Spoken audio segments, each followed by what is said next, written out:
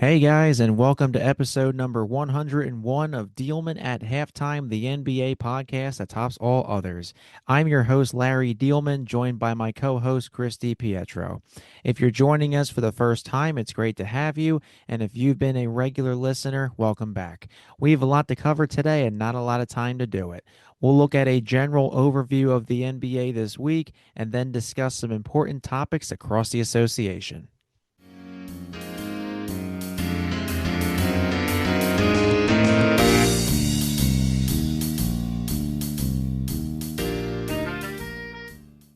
Let's get to our content for the week. The biggest thing in the NBA, besides the playoffs, the NBA draft lottery happened just yesterday on Sunday, and it did not disappoint. And I believe we are still in the current format of the lottery. And then, obviously, as we've discussed in previous episodes, the NBA will switch into their complicated new format. So the lottery consists of the top 14 teams that might need some help. And there are teams in here that don't really need any help, but they were fortunate enough that teams that do need help gave them picks to get there. In reverse order from 14 to 1, we have the Charlotte Hornets, the Miami Heat, Oklahoma City Thunder, Golden State Warriors, Milwaukee Bucks, Dallas Mavericks, Atlanta Hawks, Sacramento Kings, Brooklyn Nets, LA Clippers, and then for our top four, the Chicago Bulls, Memphis Grizzlies, Utah Jazz, and the Washington Wizards win the draft lottery and get the number one overall pick. Barring a monumental collapse and even some rumors that the Wizards might look to trade down, but I don't know why they would do that. AJ Debansa will most likely 99.999% chance he will be a Wizard I alongside wouldn't say Trey that. Young and Anthony But hey, we'll get Davis. into it. Oh, you think they are going to trade down? Okay. Well, I don't know if DeBonce is going to be the first pick, Never but know. they also could trade down. I don't know. I don't know. I think the jury's still out on a lot of this, and that's why it's going to be very fascinating to talk about here. Just a lot of interesting storylines to get from this draft lottery. Probably two of the teams that got royally screwed the most, the Indiana Pacers and the Sacramento Kings. The Pacers could have had a top four pick after they made the finals last year in their surprising run. They suck this year because of the injury to Tyrese Halliburton and Miles Turner walking in free agency. And now, with the Ivica Zubats trade they made at the trade deadline, they wanted to get a starting center, and they ended up giving their pick to the Clippers because it had to be top four protected. Oops. But I will say their president of basketball operations, he did apologize for that trade. He said he takes responsibility for that one. So it's good to see accountability in the front office there. And the Kings, LOL at this point, I don't know. The Kings, no matter what they do, they'll still get a terrible pick. Some other things to look at, the Heat, they always find a way to get in the middle of the pack. And thank God the Oklahoma City Thunder fell out of the top 10 because there were rumblings. They had a chance to get the number one pick or at least a top four pick. If they had somehow gotten into the top four in this draft, with the fact that they're most likely about to win back-to-back titles, you might have to fold the NBA. Like it was getting ridiculous. It's still ridiculous over in Oklahoma City, but they fell out of the top 10. They are number 12. Thank you, LA Clippers, for that one. The NBA draft is June 23rd to 24th at Barclays Center in Brooklyn, home of the Brooklyn Nets. Chris, a lot of movement here in this draft lottery. See some teams that need help get where they need to be. The Utah Jazz are building. The Grizzlies, after Jaren Jackson's departure to Utah, actually, they need some help with Ja Morant. The Bulls finally getting some help. And some of these other teams, the Bucks, they need some help. But, with the Thunder and the Warriors have a chance to really rebuild in their lineups. The Hawks will look to add somebody next to Jalen Johnson, but you got to feel for the Kings and the Pacers here. Yeah, brutal outcomes for both of them.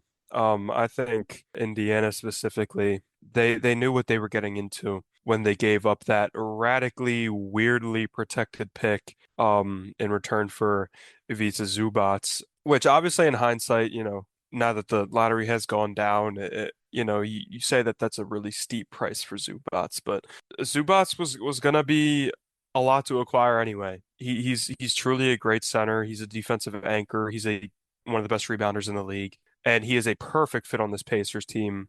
This is the sort of team where I could, you could definitely justify maybe a bit of a overpay for Ivica Zubats, but man, missing out on a top four draft pick in this class specifically, where I think after the top four prospects, definitely it doesn't fall off a cliff, but I mean, there's a pretty substantial jump from 4 to 5 in this class. I mean, that is brutal. And I mean, I mean, even if they ended up with five, I mean, you would sure as hell take that over nothing. This is an amazing draft class. So yeah, it's really unfortunate for the Pacers, and like you mentioned, I thought that apology from the GM was so funny. I mean, he outright said that they thought that they were due for some luck. I mean, that's hilarious. That's a level of transparency you never see from figures in his position. And he's just out there, blurting it out on Twitter. I thought that was hilarious, and he's a real one for that. So shout out to that front office member. Yeah, brutal for the Kings as well. They just had a miserable season, and they just have a total lack of direction with their franchise right now. They're paying a lot of guys who aren't good and are aging a lot of money. And to end up at seven here, again, you're going to be able to get a good player at seven. It's not the end of the world for Sacramento. They own their picks moving forward, so and then they're not getting much better anytime soon. So they're going to have shots to, get back into the, at the top end of the draft here. But in this class, this is the class you want to be in that top four, and they didn't make it. So it's tough for them, but there's a lot of talk about Adam Silver and the league's involvement with these ping pong balls that they claim are random. I err on the side that it's that they do it ethically, and I don't think we've seen a rigged lottery. I'll say lately. I think if you go back to the conspiracy regarding the frozen envelopes back in the day, I mean I could see a case for that, but I mean I think people see that the Mavs got Cooper Flag after trading Luka Doncic. That was 100% rigged. Like, I don't know. I don't think there's enough for me to say that. Or that they wanted Victor Wembanyama going to a really favorable situation in San Antonio, and that's why they won the lottery. Like, I don't know about that. But all that is to say that I think they cooked with this top four, whether it was rigged or not. Either the basketball gods cooked with this top four, or Adam Silver himself with his hand-chosen ping pong balls cooked with this top four. Because these are teams that are really not too far away. I don't think any of these top four teams, Washington, Utah, Memphis, or Chicago, is as far away as a team like Sacramento, from contending here. You even saw, again, the top two teams in this draft, the Washington Wizards and the Utah Jazz, they kind of made like almost like maybe not win now, but win in the next couple of years trades like at the deadline this season. The Wizards go out and get Trae Young and Anthony Davis. The Jazz go out and get Jaren Jackson Jr. And these were the two teams that ended up with the top two picks in this draft. And it could not have worked out better for them because they go get established veteran talent, and then they get blessed by the lottery gods and into what are going to be two generational players if they stay at their spots. So just a home run for Washington and Utah. Memphis ending up at three and Chicago ending up at four. I mean, that is equally such a massive blessing for those teams. Memphis, man, I mean that is huge for them. They have so many picks moving forward. They're in such a good spot, and they get the third pick in this stacked draft class with an all-time top four that's gonna either be looked back on in legacy or infamy. Because I mean this is really building up to be quite the draft class, and Chicago too. I mean that it's huge for them. They got AK out of the front office. They fired Billy Donovan, and they kind of clean house on their dysfunctional front office, and good things happen. Good things happen. I think they were cursed for a bit, but it may have been lifted here, and they're going to end up with AJ DeBonsa, Darren Peterson, Cameron Boozer, or Caleb Wilson. This is an unreal top four. We haven't seen a top four like this in a long time. AJ Debonsa is just a massive wing. I would say he's about the consensus number one player on the board right now. Although there's definitely room for debate. I think I might be like a hedge lower on Debonsa than some people, but just a huge wing, ridiculously athletic, and just an unreal frame, and absolutely has shot creating chops. And has shown, shooting talent that he can get to his spots and hit jumpers. Although it's not as kind of consistent yet as I would like to be out of a potential generational first overall pick. And that's maybe my hesitancy on Debonsa. I just kind of question the shooting a little bit, but with how physical he plays and how athletic he is, I mean, he's not going to have trouble getting buckets in the NBA. He is just an unreal athlete. I would say the number two player on the board would be probably Darren Peterson out of Kansas, a guard. 6'5", also real young, 19 years old. 6'10" wingspan. He's got a massive wingspan, and this guy is like, I mean, it's hard to point to another comp, but he's almost like Kobe light. The fluidity in which he gets to his spots and hits jumpers is unreal. He's exceptionally efficient. He's just an unreal scoring and shooting talent. It's pretty nuts. The idea of Darren Peterson, and I say that because the execution of Darren Peterson, the outcome of Darren Peterson is a little fuzzy because he dealt with some really weird injury things this year. Nothing honestly like we've seen maybe ever. It's really weird. He was in and out of games all season just for seemingly no reason, and no one really knew what was happening all season. Like he would play 8 minutes and hit three threes and hit a nice pull-up jumper and look like himself, and then he would just pull himself out of the game. It was really odd. And we've kind of started to figure out here with, the draft process evolving and many people getting to talk to Darren Peterson that apparently he was dealing with really, really bad cramps from what he thinks was due to a elevated dosage of creatine, which is a substance many athletes take for muscle recovery and for brain health. It's become a very popular, kind of widely covered and researched supplement that a lot of athletes take, and but it keeps a lot of water in the muscle. And I don't know how that interacted to make Darren Peterson end up with what he claimed were like almost life-threatening cramps. Like he was retelling stories about it. Like there was one day he was on the training table and he literally was getting these full body cramps that were making him like immobile and in so much pain, and that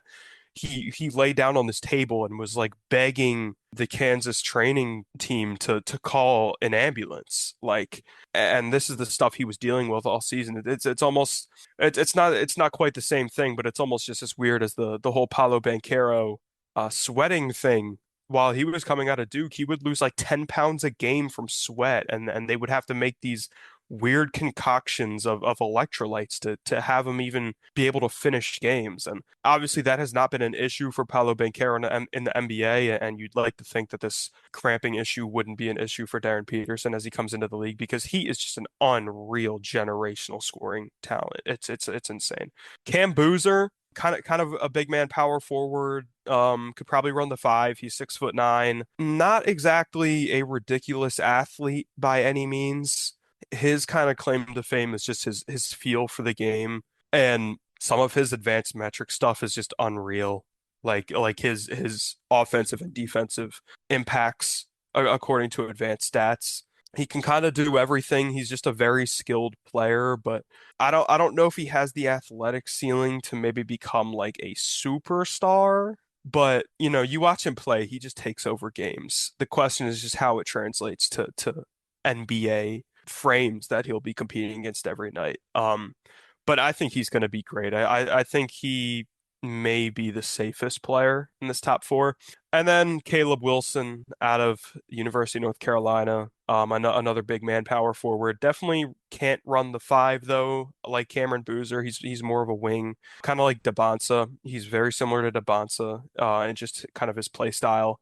Massive frame, ridiculously athletic and has shown shooting and shot creation chops. He's a pretty similar player to DeBonsa. I thought DeBonsa just kind of played with more aggression and was maybe more consistent getting his own looks than Caleb Wilson. I think DeBonsa has more scoring chops than Wilson, but Wilson has the frame and the athleticism and has shown enough flashes to where you think he'd be able to get into the NBA and get his own looks consistently. He is just again another freak of nature. And these are the top four guys in this class, and I think any of these four dudes would have been the runaway first overall pick in that Zachary Risacher draft. There was not even a prospect in that draft on the level of these guys. I'm just trying to kind of put it into perspective how good these four guys are. Like I said earlier, there's a bit of a drop off after four. So if you were gunning for a top pick in this draft, all you wanted to do was end up in the top four because honestly, you could plead a case for any of these guys to be your number one player in the class.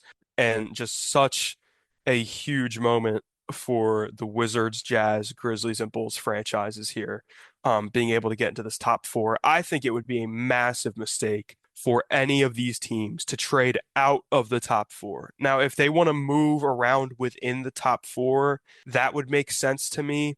If if we get real close to the draft and Darren Peterson maybe with his kind of weird injury concerns is kind of moves down to like three on the consensus board and say you're Washington and you like Darren Peterson as your number one player in the class, I could see almost maybe like a Tatum Fultz-esque swap 1 to 3 to end up getting the player you like the most. The Celtics were at one. They liked Tatum the most, but there was all this noise about Markelle Fultz going one, and I'm sure they had some intel from the Sixers that the Sixers wanted Markelle Fultz, and they decided to trade down, and they still got their guy. So I think it would make sense for teams to move around within the top four, but man, you cannot give up a top four pick in this class. If you want to move to 1 to 3, 2 to 4, if you want to move up from 4 to 1, whatever, just these teams cannot blow this. They have to keep these top four picks. This is a truly once a decade type top four we're looking at here in this class. But besides that, obviously huge win for the Clippers. I mean, they really need an injection of youth and getting the fifth pick, even though there is a bit of a drop off in talent, that is huge for a team that really just needs some young guys to look forward to in the coming years. Brooklyn falling to six is tough. That they could have really used one of these guys to kind of take their franchise to the next level. Because they're kind of absent a player to build around and would have been perfect. And they fall to six. Again, brutal for Sacramento. New Orleans and Dallas, we kind of expected them to be around this range, and it's a good outcome for them. Again, this is a good class. Milwaukee at 10, they could use another youthful prospect. Their future looks a bit grim right now. Pre-Giannis Antetokounmpo trade, which they are, according to Shams, taking calls on right now. We could see a Giannis trade materialize really quickly here. And I'm sure they will get a great return for Giannis, but getting this 10th pick is pretty substantial for them. They need more youthful talent. Golden State as well at 11. The Thunder may not have ended up in that top four, but I mean, this is a pretty damn good outcome for them. There's a lot of great players in this class. I could see them ending up with like a Yaxel Lendeborg out of Michigan, and that's just their type of player, and he would be great for them. And it just seems like the stars always align for this Thunder team. So maybe they end up with him. And then Miami and Charlotte to kind of round it out here. They will get good players at those spots. This is a really deep draft class, highlighted by the top four. Just absolutely, franchise altering for the teams that ended up in the top four. But yeah, I was at work when all this went down, and I remember just staring at my phone for like 5 minutes when I got the notification about the draft order. It's just, it was like whoever ended up in that top four, I was just gonna be like, wow, these four teams, like this radically alters the trajectory of their franchises, and it's really cool to see, four teams that really needed it. So that about sums up my thoughts on this draft lottery.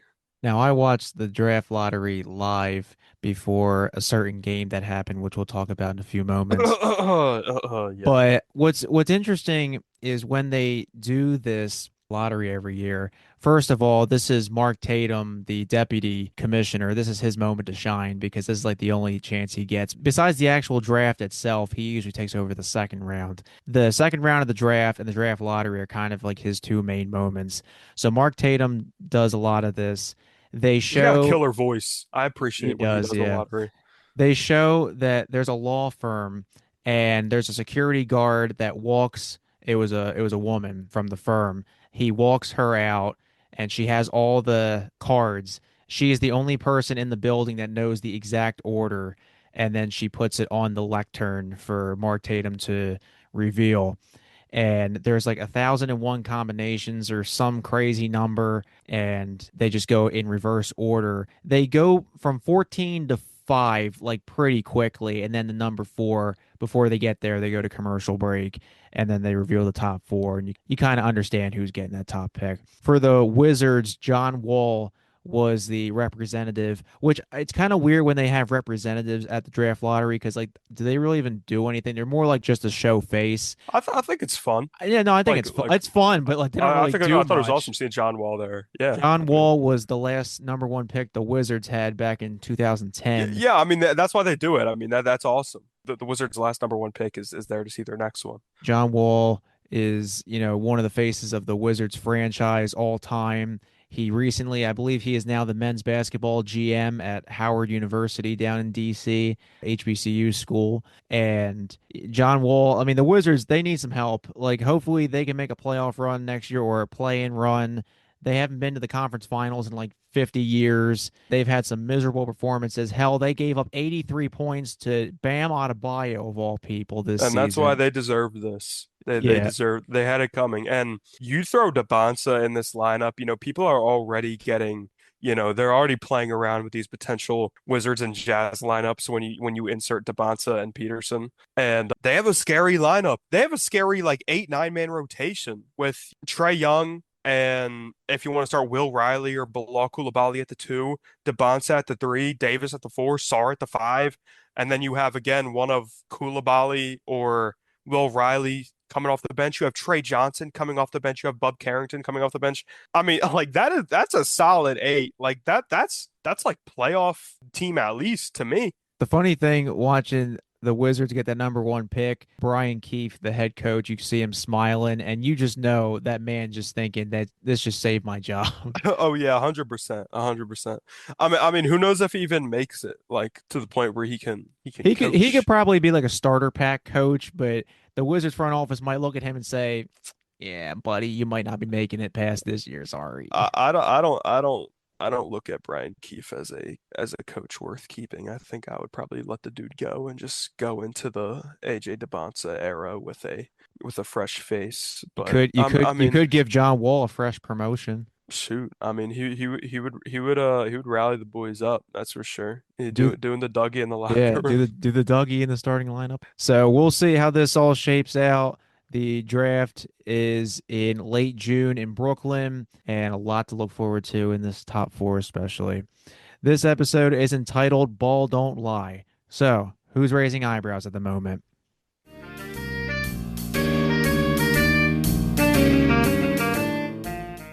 Alrighty, so we are smack in the middle of the Eastern and Western Conference semifinals. We're down to our last 8 teams, and well, actually 7 teams, and we'll get to that in just a moment. But when we started the round, we were up to 8 teams, and it's gotten pretty interesting across both conferences. So, starting off in the Eastern Conference with the Pistons and Cavaliers, the Pistons have a 2-1 series lead over Cleveland. Game 4 is tonight, and we'll get to that in a little bit more in detail with that. But for the moment, the series has been pretty good. Cade Cunningham has been consistent. James Harden took over at the end of game 3 to help the Cavs make sure they wouldn't go down 0-3. What is kind of odd, though, Cleveland has not won a road game yet. Against the Raptors in that 7-game series, the home team won every game. And in this Pistons Cavs Well, series, they it haven't has lost a home continued. game either. That's not too bad. They haven't lost a home game, but you have to win on the road, especially Sure especially do. when you're not the number 1 seed, and especially when you're not the Oklahoma City Thunder.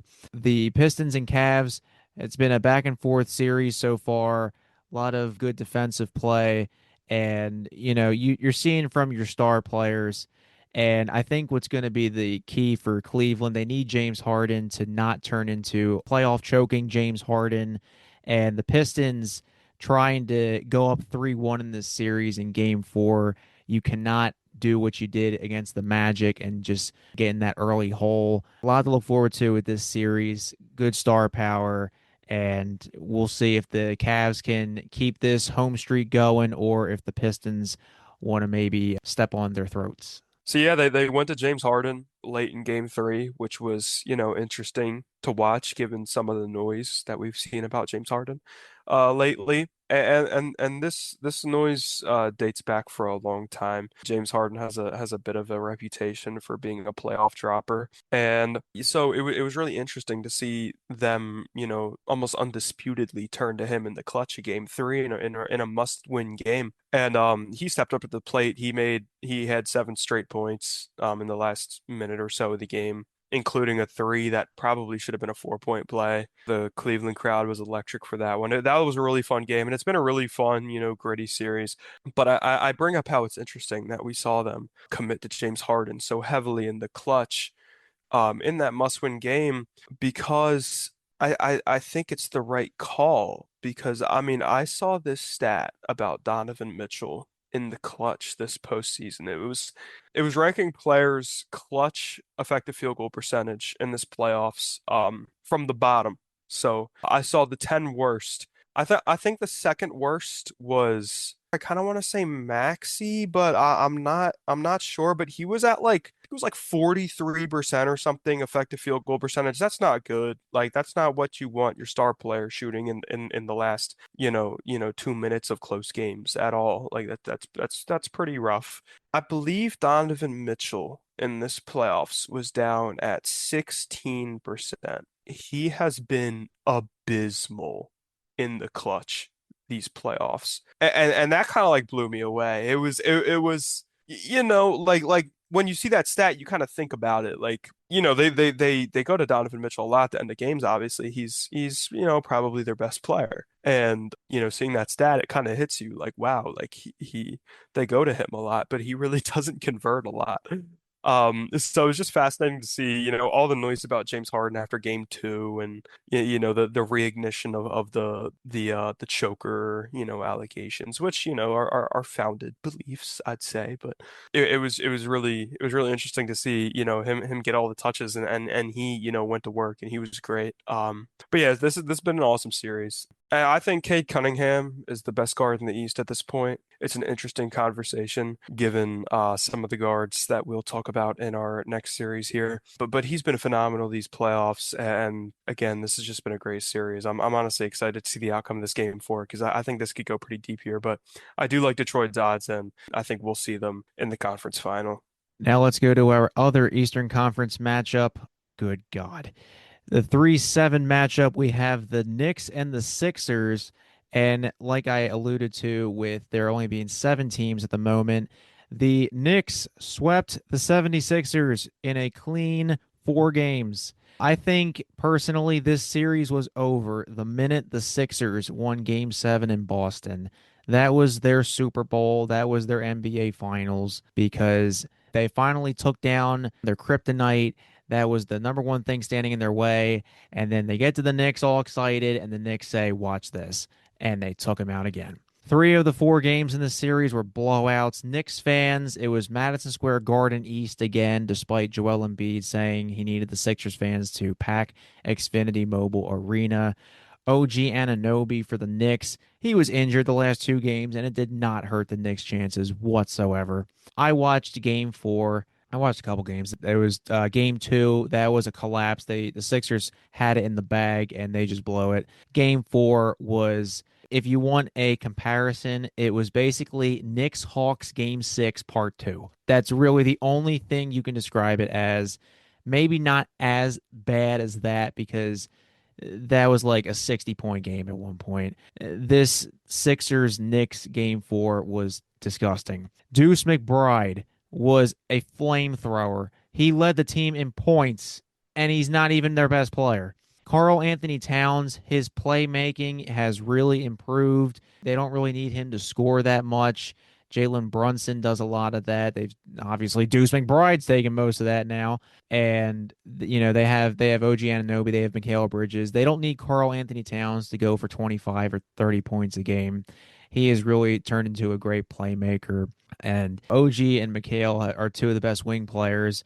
And, even with OG, they just have guys who can just lock you down. They have guys who can score. You have Josh Hart, who's like a machine, more of like a heart and soul guy, but he still can take over games.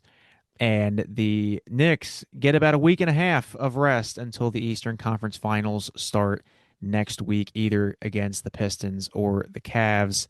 I think if you're the 76ers, you need to make major, major changes because right now this roster is not constructed to be a championship contender. Joel Embiid, he is the only MVP to never make it out of the second round in his career so far. There are rumblings that Daryl Morey, the president of basketball operations, and head coach Nick Nurse could be on their swan song. And we are praying for that day in the Philadelphia area, especially for Mr. Daryl Morey, because that man has overstayed his welcome by about 5 years. The Jared McCain trade was the nail in the coffin. Chris, I don't even know what to say anymore. Like, I think we're kind of just numb to Sixers misery. We were back for a moment with the Celtics and with Joel Embiid coming back from injury, but holy cow, I don't even know what to say anymore. I'm gonna start by pushing back on your the series was over the second they beat Boston take. I really like their odds in this series. Like obviously New York was coming off an incredible series against Atlanta, an incredible end of the series against Atlanta. I mean, not only in that game six where they won by like 80 points, but I mean, like they looked like they really had Atlanta figured out, and they were playing really well coming into the Sixers series. But I mean, Boston was the odds-on favorite to win the East, and the Sixers just took them down. And Embiid looked great, and Maxey looked great, and a very different stylistic matchup. The Sixers were faced with coming into the series, but I mean, given what they just accomplished, the Sixers absolutely had a chance in this series. And despite, the 4-0 outcome, they had a fighting chance in this series, but I think they were just overwhelmed by what I said, the new stylistic matchup. They had a really tough time finding good shots in this series. The Knicks defended them exceptionally well. I mean, Tyrese Maxey really struggled in this series. And, it's not like he was just missing shots. Like anytime he would take a screen in the entire series, they were running him off it and they were doubling him and they were chasing him around and they were not allowing him to breathe off of those pick and rolls and which worked, those pick and rolls that worked so well in the Boston series. And he was able to create shots off them and, come really hard off those screens for open threes. And the Knicks were just not allowing that to happen. They were not allowing him to play downhill. They were not allowing him to get to his spots. He had a tremendously tough time finding good shots in the series, as did Joel Embiid. Maybe a bit more labored than he was in round one. He was dealing with a hip injury, an ankle injury, and obviously his knees are never going to be 100%. He really struggled this series, and it's not just the fact that the Sixers weren't hitting shots and were having difficulty finding good shots. The Knicks also played really well offensively. They've kind of pivoted to make Karl Anthony Towns the hub of their offense. As you kind of alluded to with his uptick in playmaking production. He's averaging, yeah, like 6 assists these playoffs, and whereas he was never really that guy. Like really the only centers doing it, with playmaking production like that were Embiid and Jokic. They were typically the only guys you'd ever see up over 7 assists a game.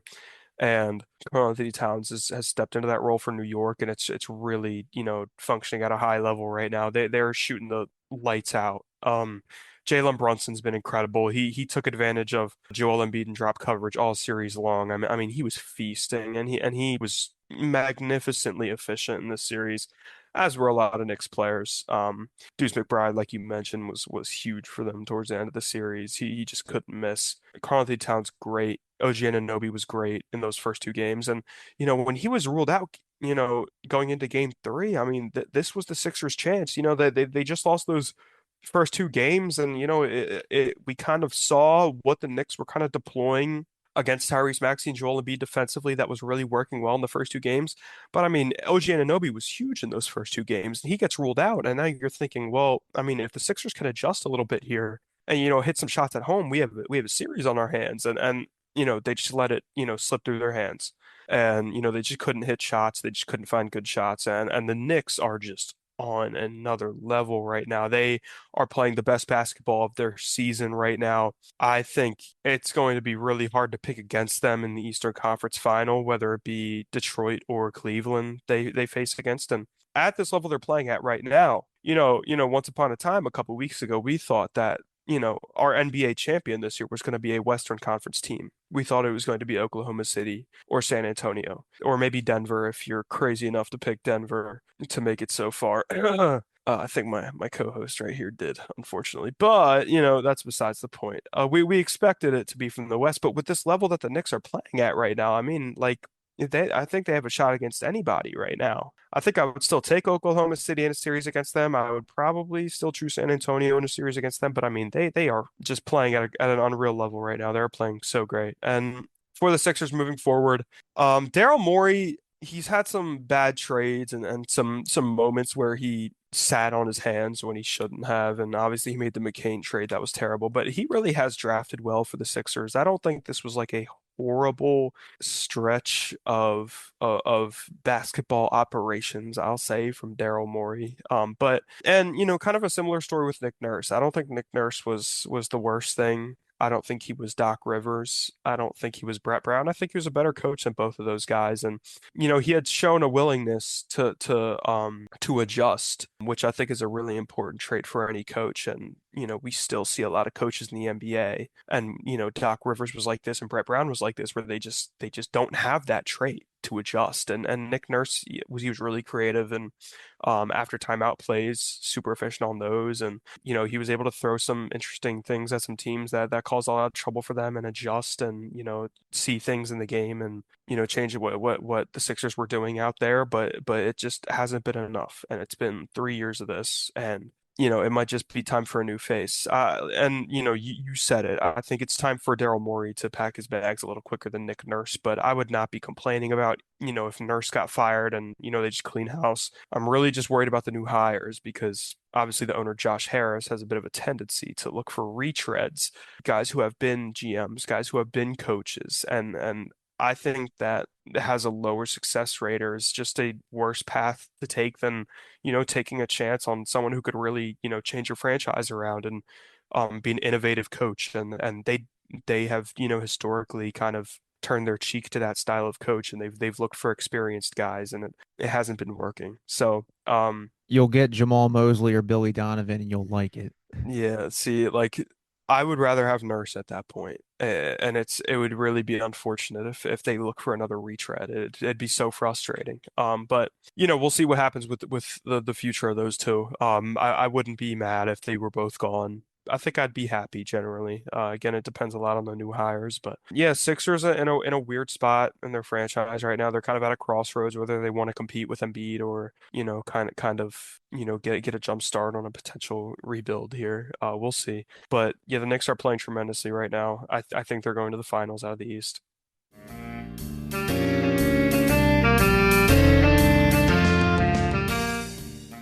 All right, so we'll transition to the West here. Not a whole lot to say in the Thunder Lakers series. There hasn't been a whole lot to say about the Thunder this playoffs because they have yet to lose a game. They are 7-0 in these playoffs, and they are looking to close it out tonight against the Lakers.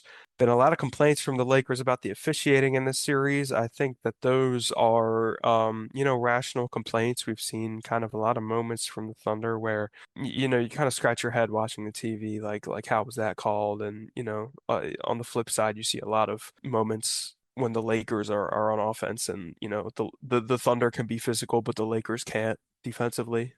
It can be frustrating, and I don't think this has been the best officiated series, but the Lakers seem to be really pissed off at that, and we'll see if things change here in Game 4 with Tony Brothers reffing the game.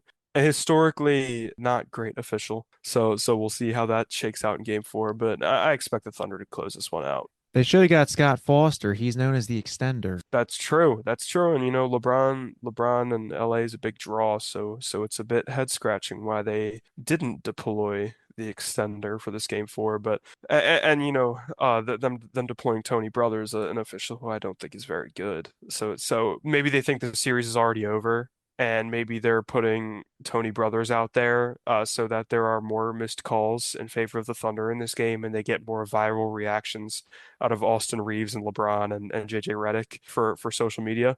Who knows? Who knows? Conspiracy Chris in the cut here. Yeah, I think the Thunder are going to close this one out. Shea Gilgeous-Alexander is the best player in the world. This Thunder team is unlike anything we've seen in a really long time. They just have guys after guys after guys after guys. I think AJ Mitchell is maybe on the best contract in sports history.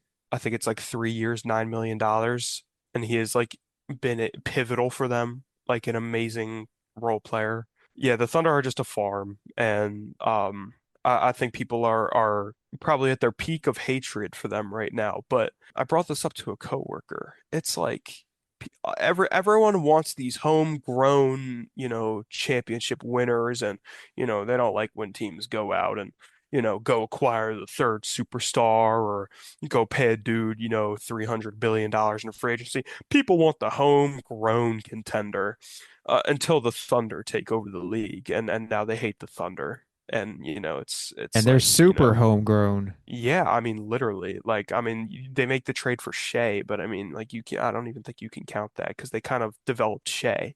And, they drafted Chet Holmgren, and they drafted J-Dub, and they drafted the other J-Dub, and they drafted Cason Wallace, and they drafted Lou Dort, and then it goes on and on and on and on and on. Now people hate them and think they're, the basketball devil and this sent from hell to terrorize the league. So bit of hypocrisy, bit of bad officiating, and a bit of a sweep.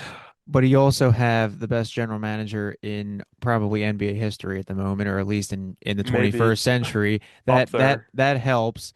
And when you traded for Shea, I don't think anybody saw, this skinny guard from Kentucky being eventually the best player in the NBA when he was on the Clippers. They thought like, good role player, good starter on an average team. And then, boom, here he is into one of the best players, definitely one of the best players in the 2020s. Absolutely. He has just taken over the league by storm. But yeah, you've pretty much hit all the main points. Oklahoma City should be getting the sweep tonight, and if they do, then they will be joining the Knicks with about a week or a week and a half off before the Western Conference Finals get underway. I don't think anybody's expecting the Lakers to come back 0-3.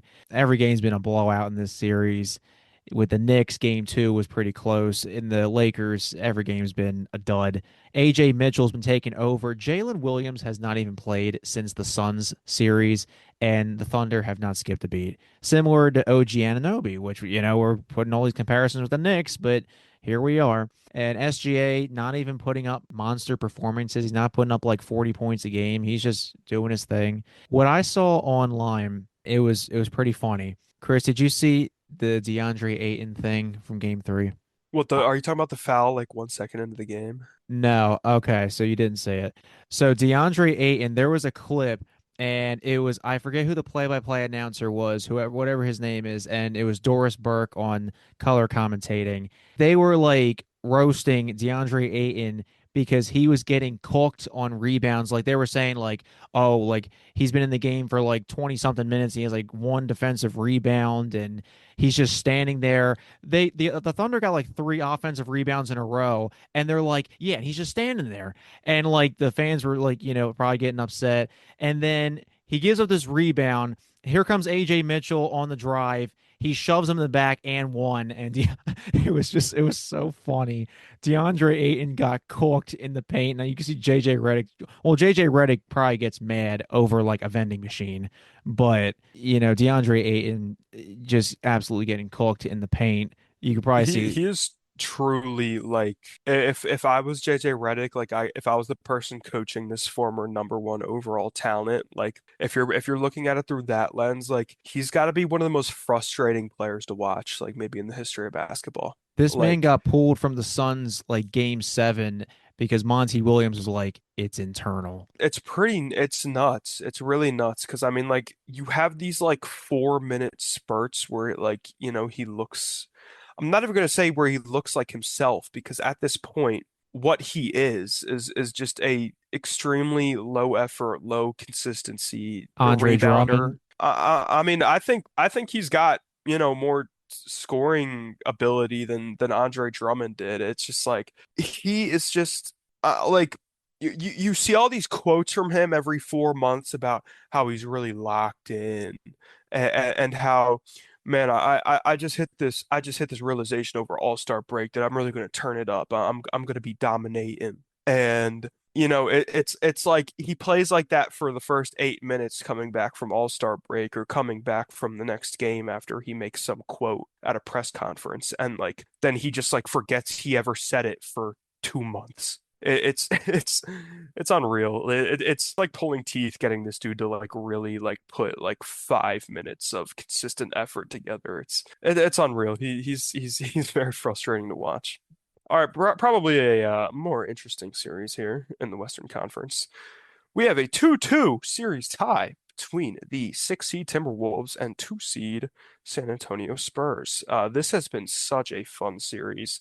I was super hyped about this one coming into it, and it's absolutely lived up to expectations. The Wolves have been, making these games super competitive like I expected them to, but I'm not sure if I expected them to have this series tied through 4 games. They've done a tremendous job. Anthony Edwards, makes his superhuman recovery from his knee hyperextension, and he has been amazing in this series. Like he's moving just the same, and he's got to be, one of the best isolation players in basketball. It's genuine terror on the Spurs faces every time, it catches somebody on an island. It's pretty nuts. And he's been ridiculously efficient in this series. And the Wolves have played great. But probably the most interesting thing to come out of this very fun, probably best series of the second round here, was Victor Wembanyama's ejection early on in Game 4. Just threw a wild, uncontrolled elbow right into Naz Reid's chin. What did you think of that? Did you think that was intentional? Probably not. I mean, I don't see Victor Wembanyama being a guy who's going to be like intentionally trying to hurt people. I think it was unintentional. Now, what's funny is that Wemby is not facing a suspension for this. If this was Draymond Green would be banished to the Shadow Realm had he done this. Nah, I don't know. But Victor Wembanyama, I'm not saying that he's like, the golden child or anything, but I mean, the fact that, he's not getting suspended is, I think it's good for the league. Definitely good for the Spurs because they can't afford to lose him, especially when there's a potential to go down 3-2. Well, listen, I'll tell you what I saw in that moment. That looked intentional to me. Am I crazy? Everyone on Twitter, everyone, every soul in the universe was like, "Oh man, he was just trying to rip the ball away and secure the ball." Dude, he put some gas into that elbow. Like some heat, some real heat. Like, and it landed square on his face, and that really really could have like messed up Naz Reid, especially given Wemby's sharp bones with very very skinny and not much cushion on those things. Like, oh my God. I mean, if he caught just the right angle on Naz Reid's face, I mean, we could be talking like a broken jaw, and like that would be a series changing moment, and like honestly like probably one of the most notable moments of this playoffs if Wemby just caught Naz Reid in a more damaging way. I mean, I was honestly like in the moment kind of stunned that Naz Reid kind of walked away unscathed from that. I It don't kind know of if it Wemby kind of was trying to it go kind ahead. of looked like the infamous Ron Artest, or well, Meta World Peace, the elbow to James Harden's Dude, that is skull. hilarious, by the Like way. he took his elbow and put it right into James Harden's skull. It's not funny, but like that kind of was what it looks like in a way. Like Wemby just has that look. Like, yeah, it was like because when you watch back the Ron Artest thing, it's like, oh, all right, well, like he was just celebrating. Dude, when you're just celebrating, you don't wind up like a nasty elbow and have it land right on someone's face.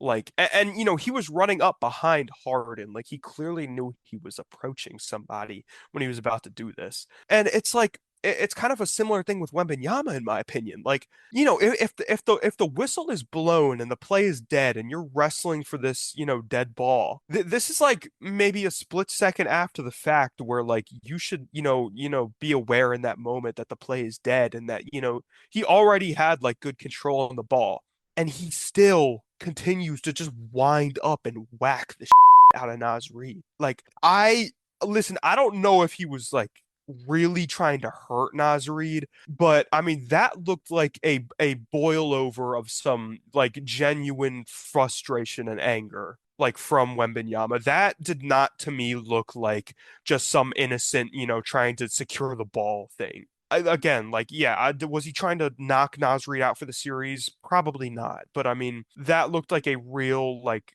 venting, like, uncontrolled moment to me. And that's not good. And I don't know if he should be suspended for that, but, like, I am not buying that this was just some, totally reasonable motion from Wembenyama. I don't buy that. But it's just a wild moment, honestly. And really, like honestly, had the room to be even more devastating and critical to this series if he catches Nas Reed on the chin or something. Like we could be talking like missed games for Reed, like a suspension for Wemby if he really hit him like in a damaging way. It just such a crazy moment. Wemby's first career ejection. It was so wild to watch. But this series has been awesome. Clear definition of a flagrant foul of wind up impact follow through. And I think all three were right there in front of our eyes. So. Absolutely. And yeah, I mean, this series has definitely been interesting. Minnesota stole game one on the road. They really made that statement early. Spurs got two back, and then the Wolves tie it in game four. And like you said, Anthony Edwards has been a man on a mission, putting the Timberwolves on his back after his miraculous recovery. And the Spurs almost won game four, despite the fact that Wemby only played 12 minutes. Yeah, if it, And if it this wasn't for a heroic catch in the clutch by Ayo Dosunmu, that was man, what a fascinating game. This again, this series has just been a basketball fans buffet. Just so many Io awesome moments. Io DeSunmu and TJ Shannon have not had, they've kind of cooled off a little bit from the previous heroics, but they're proving I that mean, they you are, would expect that with Anthony yeah, I Edwards mean coming they're back. they're still quality pieces in the starting lineup and off the bench, but you kind of have a cool off from their previous heroics, and that's okay because they're doing really well. Pivotal game five tomorrow, May 12th, 8 o'clock in San Antonio. We'll see how Wembanyama reacts to seeing Nas Reed's face again. Maybe he should see every time he shoots the basketball, pretend like the ball is going right into Nas Reed's face. I don't know. I think Nasri needs some headgear. He might need a helmet or something.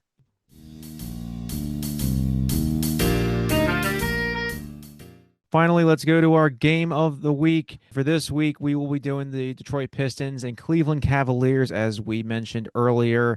And this will be game four tonight, Monday, May 11th at 8 o'clock. It'll be in Cleveland.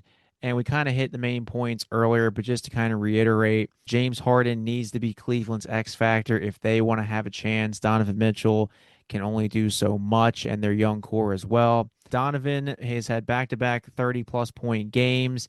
Cade had a 27 and 10-10 game in game three, and he's had 10 assists in consecutive games. So he's really doing well, been the engine that they need.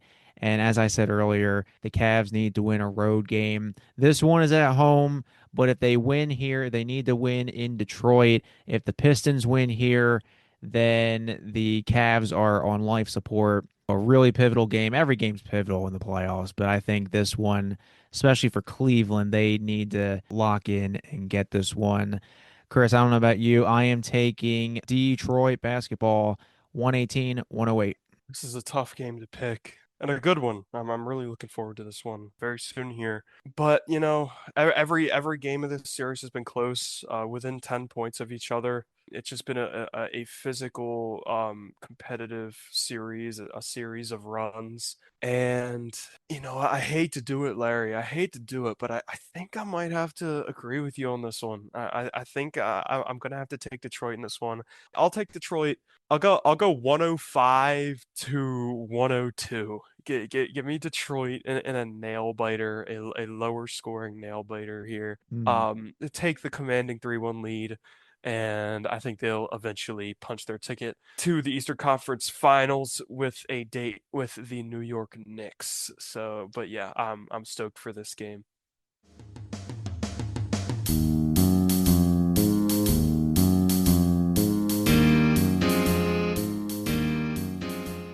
Well, that's all the time we have for today. If you haven't already, make sure to follow the podcast accounts Chris and me on social media.